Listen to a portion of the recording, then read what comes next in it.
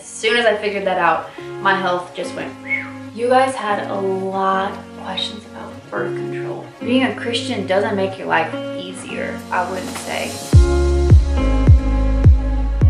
Hey guys, welcome back. I'm inviting you in to my safe space. I've got my non-toxic candle, my foraged little winter berries. I'm wearing my sweats, my slippers, got my pillow, my epic water filter water bottle. I want this to be cozy, inviting, and warm as we chat about all things womanhood. I asked you guys on my Instagram to give me any questions that you had on parenthood, womanhood, birthing, health, minimalism, and I hear your hearts in all these questions. I want to answer them as honest and transparent and with as much vulnerability as I can, because I feel like it's in the honesty and the realness that you can actually share with others and help others. You can't help them when you're trying to be perfect all the time and have the perfect answer. No, I'm gonna be real with you guys, and I feel like that's why I'm here. That's why I joined YouTube in the first place. So I hope you enjoy. Welcome. There is a giveaway in the middle of this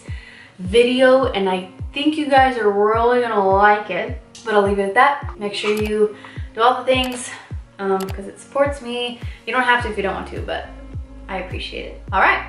Let's start. How do you get past all the worry and fear of becoming a mom? Really good question. I said that because I asked this question when I was pregnant with my first, and from experience, I've had 2 children. They're 4 and 2. I'm still a young mom, but I feel like that fear went away after I just walked right through the process of birthing and nurturing a child. Your womanly instincts of taking care of a child and feeding a child are very beautiful, and when you actually see them kick in, for me personally, I was just nursing my baby one night and I was like, oh my gosh, I know how to keep this child alive. I know what to do. I feel so fulfilled, and not because it's easy, but because this is like what I was made to do. And I've talked with so many women about that. It's just instinctually what happens to us women when we have children.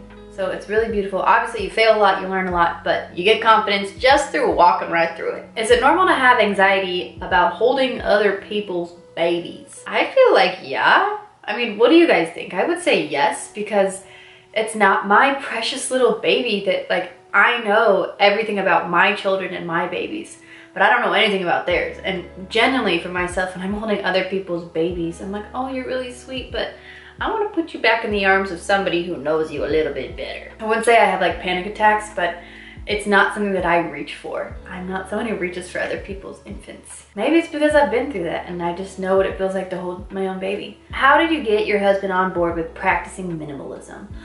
And I can answer this question because I have failed at this miserably in regards to like my passion about health and eating well. I tried to force it on him for a lot of years, and he literally just would walk the other way. And when people try to force things on me, I walk the other way. So why would I expect him to just graciously be like, oh, okay, I'll change my entire diet and my entire livelihood because you tell me to. So I didn't do that with minimalism. And let me tell you, good things happen to those who wait.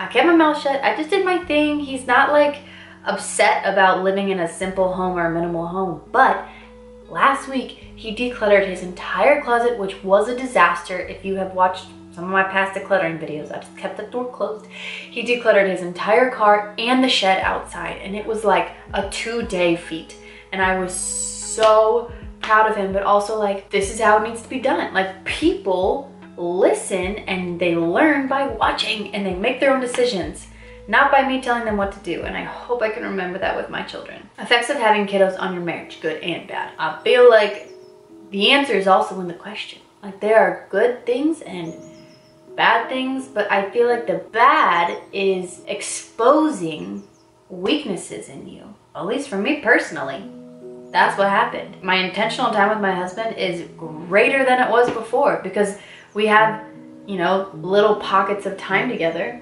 and we want to have a great marriage and to be really close and to have fun, and so we do that in those times. That doesn't happen every single time. I want you to know that my husband and I, you know, I had a week last week where we're having to work through really heavy things still, and I feel like it's gonna be that way for our whole relationship. So good and bad. Kids are hilarious. They're a great source of entertainment, that's for sure. Now, while we're on the subject of marriage, one of you asked 3 top tips for a good marriage. I don't want to be long-winded in this, but these are the things that I would say. 1, lower your pride. Whatever that means for you, I know it's different for everybody, just be aware of your pride, and the sooner you can lower it, the better your relationship is gonna be. Number 2, have fun. Like, never stop dating them, never stop trying to learn about them and figure them out. You know, fun can be movies, date nights, surprises. We go on a date night every single Wednesday, and it's something that we look forward to for 7 days until we get the next one. And then last would be to pray for your husband or for your significant other. I say this because it is a very intimate thing to be praying for somebody daily, and even while I'm next to him. And I feel like it allows me to be more aware of his needs and aware of how I love him and how I can serve him, because I'm talking to the Creator about him all the time. And it helps me live more intentionally with him. So I would say pride, fun, and prayer. Like a lot of prayer. You guys had a lot of questions about birth control. I'm honored that you came here.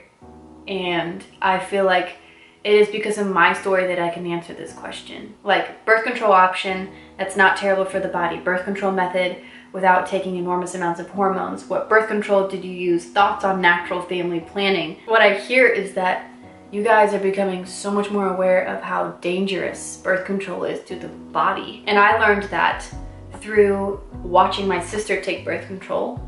And I said, I'm never gonna do that, because it turned her into a different person. My mom also had 6 kids, never took birth control. So that was my route, that's what I took. I decided to do the natural family planning, where you learn about your cycle, you take your temperature, your basal body temperature, and I can actually tell you if you're fertile or not. Like, you learn that you have a window of ovulation where you can't have unprotected sex.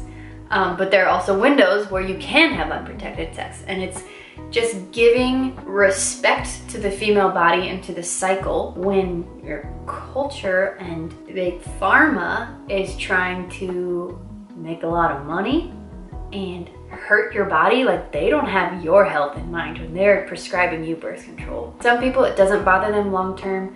Some people it does in really sad ways. And I want to be as sensitive to this as possible, because I have very, very close family and friends who have struggled with this on really, really difficult levels. But I think there's a war on the female body right now, and the biggest weapon they're using is birth control. And there's a lot of good information about it out, and how to do family planning, and it worked and has worked really, really well for us. I don't worry about surprises and mishaps because I'm so in tune with exactly when I'm gonna ovulate and my cycle. I say that with so much love in my heart, because I have held people who are struggling with infertility, and just, it's very close to my heart, but I am very passionate about it because I've seen the hurt that it can cause. If I can start one healthy living thing, what would you recommend? Easy.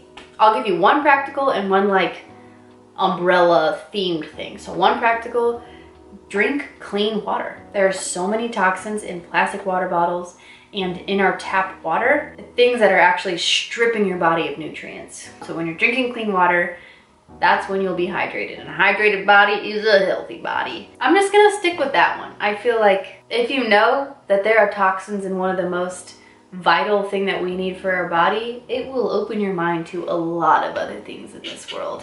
And with that, I'm just gonna start with my giveaway. Woohoo! Epic Water Filters has teamed up with me for a bunch of videos, and they decided that they want to give one of you a water bottle. One of these beautiful water bottles with a filter in it where you can just fill it up with the tap water and it filters the contaminants out of it. You're not drinking plastic water bottles, you're just drinking out of this. I take this everywhere with me. Honestly, it's one of the greatest gifts that I've received this year. It's just so practical for my life. So they're gonna gift one of you with them. All you have to do is comment down below and say one thing that you appreciate about water, about clean water. And that will put you in the runnings to win one of these beautiful Nalgene water bottles from Epic Water Filters. Now let's continue. Do I have to go to the Lady Doc OBGYN just for checkups? I don't think I can tell you what to do, but I don't. I have a chiropractor that I go to, and she focuses on the nervous system. There's a difference between chiropractors. She also does nutrition response testing, and so she can test my body to see what organs are weak, and if my reproductive organs are weak, she has supplements that will support it, and that's how I go about that. There are definitely different ways to handle it. If you have more questions about that, just message me down below and I can share some sources in case you need them. Tips on making sure you're eating enough. I have mentioned this a couple times. The best way to check is just by taking your basal body temperature. Apparently our temperature as humans is supposed to be 97.5 to 98.5. And when we are malnourished, overly stressed, running on cortisol, it is substantially lower, like high 95s, 96 range. When your body is really stressed out, it needs more nourishment, support, and strength, right? And where do you get that? From food. And you don't get it from food that your body doesn't absorb the nutrients with. This level of food is actually really important because you can't just be eating foods that your body doesn't really absorb their nutrients. You gotta be eating bioavailable foods and proteins where your body actually wants to absorb those nutrients. There is a difference there, and as soon as I figured that out, my health just went whew, instead of whew. So actually basal body temperature, I will link an article about it and also the thermometer that I use. It's like 11 bucks, and I take my temperature almost every single day, even after meals, to see if that meal stressed out my body or if my body liked it, how warm I am in the afternoon.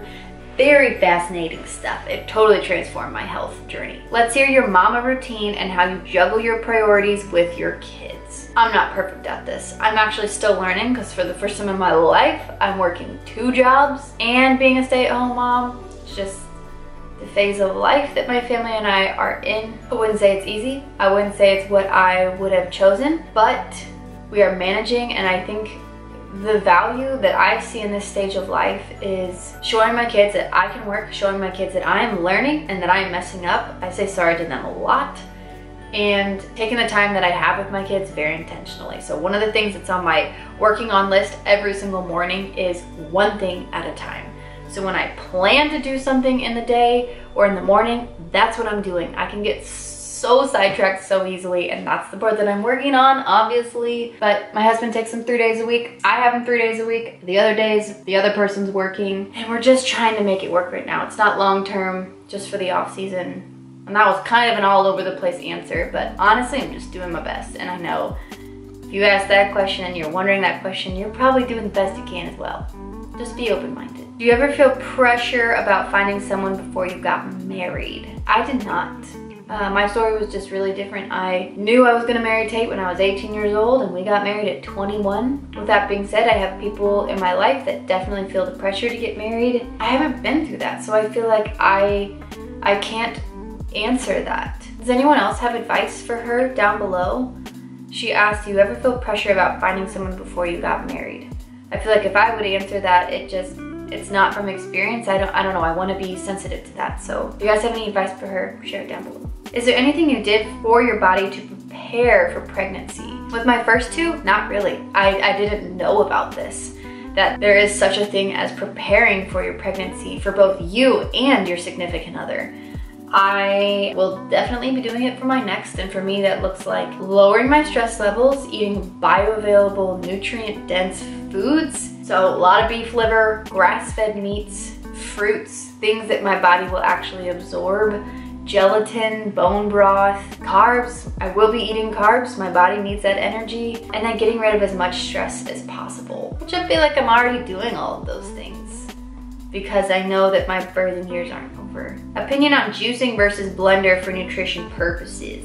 I don't think I have an opinion on this. I think personally, I focus on real and whole foods. So I would choose a smoothie blender over a juice. I'll just leave it at that. I don't know. I don't know enough about them, so sorry. Can't answer that question either. How do you know when you are connected to God? It's a good question. I think this is going to be different for everyone. For me personally, when I feel like I'm connected to God, I am surrendering my desire to control, my desires of worldly things, and essentially just like bowing down and saying, I am nothing, and living my life like that. And I have to battle it every day. I feel like Christians do get a bad rep for a good reason of either having to be, you know, so disciplined and do this in order to be this Christian, or on the other hand, wearing their faith like an accessory and not actually living it out. Being a Christian doesn't make your life easier, I wouldn't say. Being a Christian makes you see how incapable you are of living this life without God's grace. And honestly, the more I grow, the more frustrated I get with myself and my own sins. And what that has to do with feeling connected to God is just welcoming Him into all the parts of my life. The good, the mundane, like just reading in the morning or lighting my candle in the morning, and the very difficult hardships of life. For me personally, it's all about visualizing God with me. He is with us. Sometimes it even gets as silly, not silly, but like when I say it out loud, it sounds silly. Of like when I'm meditating or when I'm stretching, when I'm reading my book, I just visualize Jesus right next to me. And when I do that in my life, I realize that I'm making more decisions, more responses with God in mind. And that to me is being connected and having a relationship with God. You're not gonna be perfect. I'm obviously not perfect in that, but I think God just wants a relationship, and He wants to be with you in every circumstance of your life. So that is how I would answer that question. Is it right? I don't know, but that's just where my thoughts went for that. But that I think is long enough. I should wrap it up here. Thank you guys. If you want another one of these, comment down below. Yeah, have a lovely day. Thanks for being here. See you next week. It's kinda crazy, the kinds of things life throws at you.